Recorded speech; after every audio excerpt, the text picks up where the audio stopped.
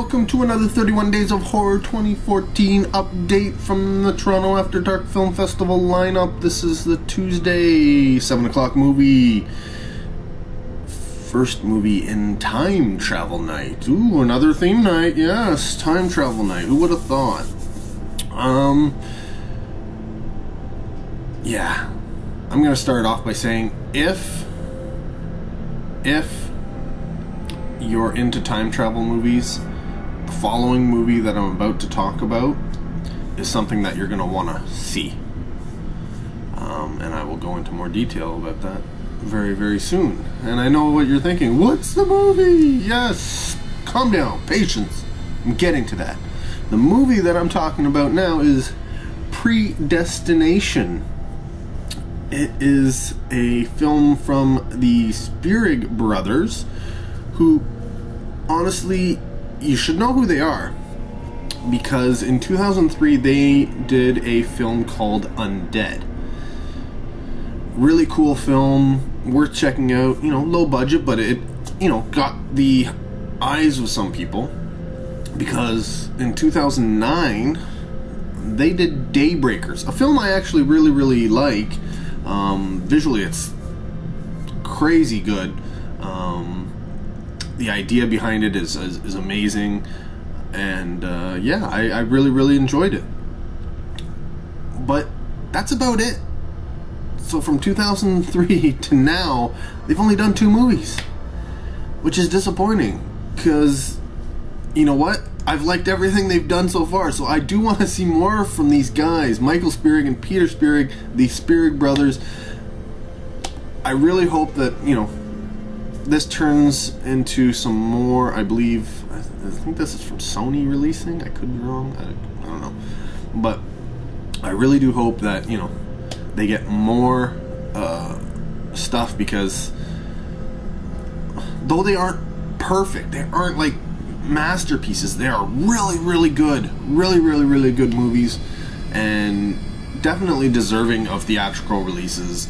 And that's a sad thing to say these days, that your film is deserving of a theatrical release, because sometimes even the films that are deserving don't even get them.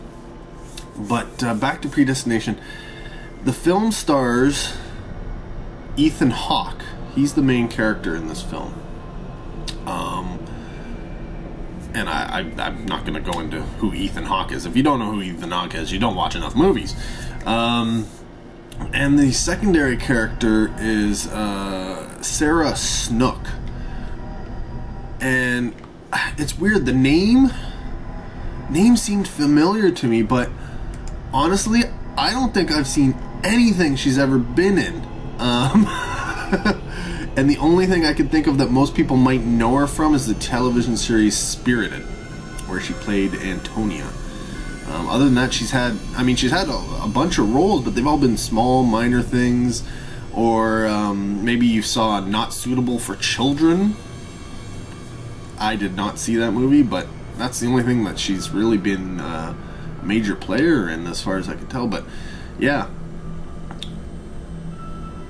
beautiful lady who absolutely does a bang up job. I don't think she was perfect, because it isn't an easy thing to pull off. I can't really. Essentially, she plays a woman who's had a sex change and become a man, and that's not really giving a lot away, because that's revealed early on in the film. So yeah, so she's playing a woman who's become a man. So she's, clearly, and it's funny, it's like Ethan Hawke's character, when they meet, thinks she's a man, and I'm looking at her going, no, dude, that's not a man. That's a woman. But that's beside the point. It's she does a really good job portraying her character, which, it fits a woman trying to be a man. And the only other person in this film of any note is Noah Taylor. The name may not seem familiar to you, but if you see your picture of Noah Taylor, you know who he is, right? It's the guy who played the helper in the Tomb Raider. He's in Game of Thrones now. People would know him a lot from. He's if you watched Edge of Tomorrow, he was in Edge of Tomorrow. He's in so many things, and Charlie and the Chocolate Factory, of course, forgot about that. But I'm trying to think where I think I knew him most, though I've seen him in a ton of stuff. I think it was from Almost Famous.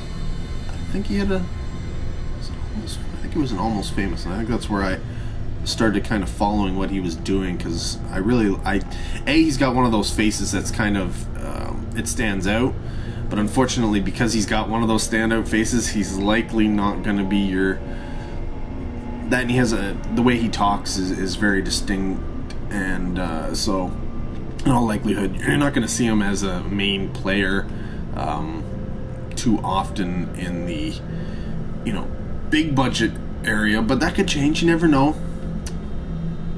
What we like and dislike changes through time, so I can only hope that Noah Taylor gets some more work, because I really like him. He's a British guy, so it's not unheard of that he has an English accent. But that's essentially the cast. I mean, there are other people in the film, obviously, but it's pretty much them. And the story is about Ethan Hawke, who is essentially a time cop. Not the Jean-Claude Van Damme time cop. This is very, very much different. Very stylized, has sort of a 1940s, 1950s aspect to it and look to it, not just simply because portions of the film take place in that time period, but because that's the thing. I mean, the time travel device is a violin case. So, how's that? That's pretty crazy. I will say, if you've read Robert A. Heinlein's, I think it's called All You Zombies. It's a short story he wrote. Then you're going to be, and you're well versed in it. Most people know of it. Either in passing or whatever, but if you know that story, this is basically an adaptation of that short story. And I will say right off the bat, me being personally familiar with that short story and all the slew of other attempts at sort of doing that story or using that story as influence on their films to create a film. It's been done in so many things, television series, lots of movies and stuff. Not necessarily with any, honestly, most people who have tried to make this story have failed. They often leave something out or change something, and by doing so, make it so that the movie doesn't work. I won't go in too much about that other than what I've said, because it would give away too much, and this is one of those films, well, time travel films in general, you can't give away too much, because that's part of it. You gotta watch the pieces fall into place, and then get the I don't know what you want to call it, the kicker at the end, and see that all the the dominoes were in place, and all the puzzle pieces fall in where they're supposed to make it all fit together properly.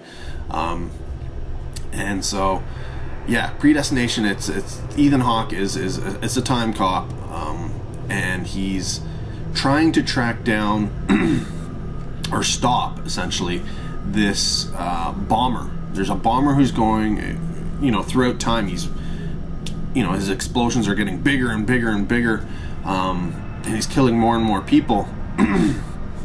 And Ethan Hawke, at every attempt to stop this guy, doesn't seem to be able to pull it off, even though he's from the future and already knows what's going to happen. Of course, you only know so much details. Oh, there's a bomb that goes off in this area at this time. Well, you got to go there and try and figure out where, who the guy is, how did he get there, where is he going to be, and, you know, eventually stop him.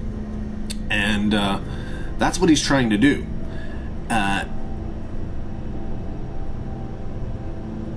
And I am revealing a little bit more because I'm sort of giving away the beginning of the movie but Sarah Snook's character comes into a bar where he happens to be working, and clearly on a case trying to get some information, and they strike up a conversation, and it becomes sort of a you know, Ethan Hawke's character's like, I've seen so much, you know, like it's hard to surprise me or you know, make me flinch type thing.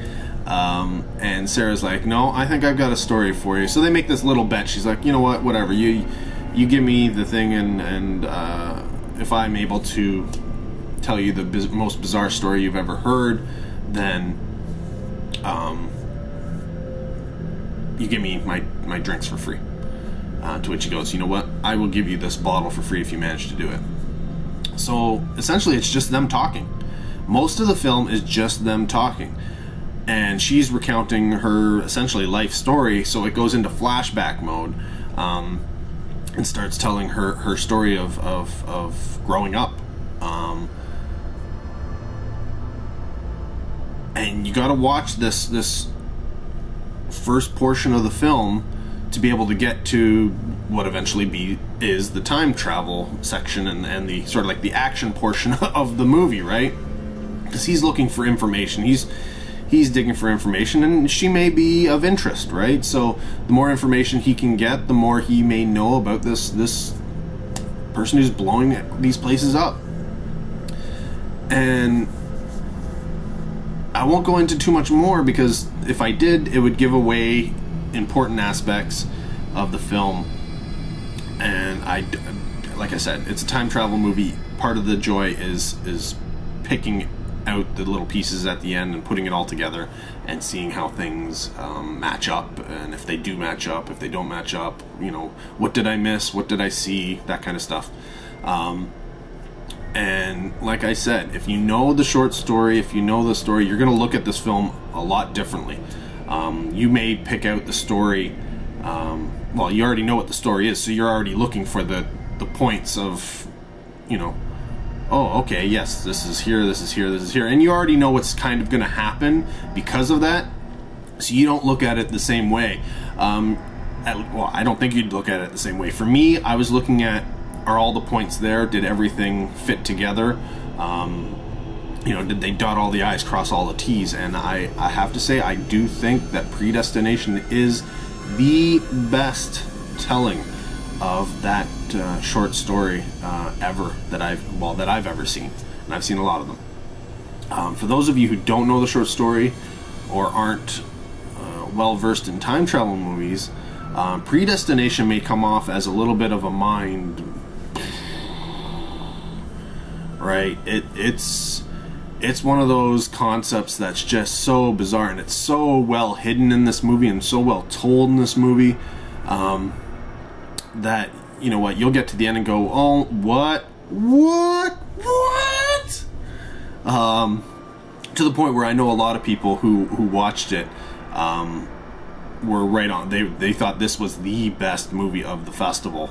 It's slick, it's high budget, it looks great, it's awesome, considering, you know, you get a lot of low budget films in these film festivals. This is high end, should be in theaters and type stuff. What's going to hold it back is the slow portion of the beginning of the film, where it's essentially just two people talking, right? Yes, it's all flashbacks and stuff, but it's essentially one person telling the story, the other person sort of listening and responding here and there, you know, inquiring about their certain things, but that's it. So it's kind of slow, right? It's just somebody's story of how they grew up. But once you start getting and unraveling the time travel stuff, you know, as you hit the middle of the film and further, and, you know, Ethan Hawke's character starts time traveling, things really start to kick off. Yeah, another thing I absolutely loved about the film was the look. It is a gorgeous film. Set design is really, really good. You can see aspects of Daybreakers in there and some of the future scenes. It's definitely, you know, you can see the influence.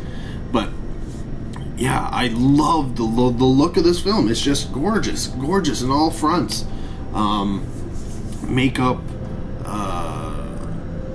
everything. Sound design is great. Like, a lot to love in this film. So yeah, great story, great actors,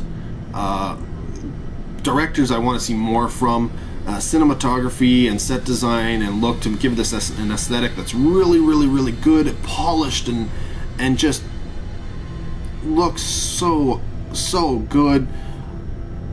So honestly, I give Predestination a high recommend of something that you want to watch if you're into time travel stuff. And you're not looking for simply, you know, Looper and action and all that kind of stuff, and if you're not looking just for that, then definitely give Predestination a look. Hopefully you can see it in theaters and support it so that we can get A, more from the Spierig Brothers, and B, more time travel movies, because I like time travel movies. But yeah, even if it doesn't hit theaters wherever you are, you know, whatever country you're in, if it comes up on video on demand, definitely give it a watch. If you're lucky enough to get, you know, a Blu-ray release, I say get it on Blu-ray. Don't get the DVD, get the Blu-ray, because like I said, the detail in this film is just, it's amazing. It's amazing, and you're going to want to see everything nice and beautiful. So yeah, that's Predestination, folks. I got another time travel movie coming up after this. I wonder what it could be.